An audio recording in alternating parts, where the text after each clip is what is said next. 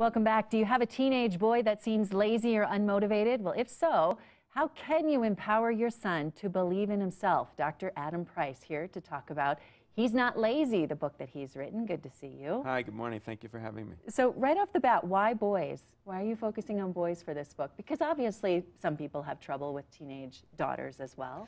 I think so, and some teenage daughters, some girls also have trouble with motivation. But in my practice as a clinical psychologist, I've seen many, many boys who struggle in school and who end up doing what I call opting out of the competition.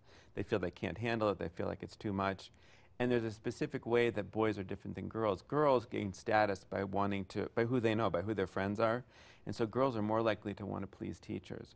Boys, they don't really give a hoot. That's because boys gain status by what they can do, by how far they can throw a football.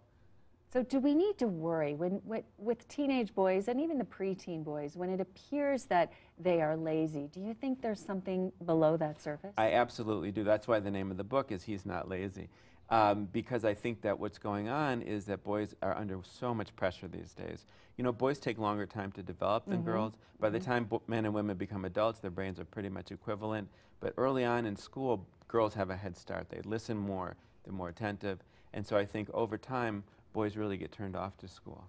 So let's talk about strategies. Yeah. If you're a parent who struggles with this and you can't get your son, or daughter for that matter, motivated, what do you suggest they do? Here's what I write about in the book and on my blog on Psychology Today, which is called The Unmotivated Teen. What I see parents do too often is do too much. They start harping, they start nagging, because they're anxious and they're worried about their kid's future. Right. But what I really try to do, and I present a program in the book that really helps parents to step back. Because what happens if parents do all the worrying, then the kids don't have to. And then they get to project their anxiety onto the parents and say to the parents, you're the problem, I'm not the problem. So true. And so and then kids don't learn how to deal with anxiety, they don't learn how to deal with coping. So the more parents can step back, not just let kids do whatever they want. That's why I outline a very, something I call structure without control.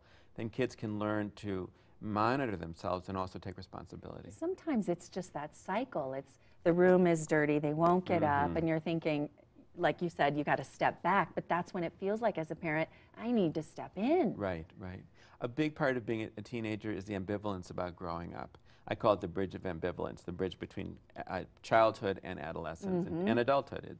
It's ambivalence because kids want a lot of independence, they want to be on their own, but they still deep down want to depend on their parents. So when they're leaving their socks all over the room, they're asserting their dependence on you. When they're asking to use the car to go visit a friend 3 hours away, they're asserting their independence. That's so the true. conflict. Well, some great advice. I'm anxious to, even though I have teenage girls, the boy is still 8, so I'll read the book before he gets to be a teenager. Very good. Thanks so much for joining us this morning. We appreciate it. The book, again, is called He's Not Lazy.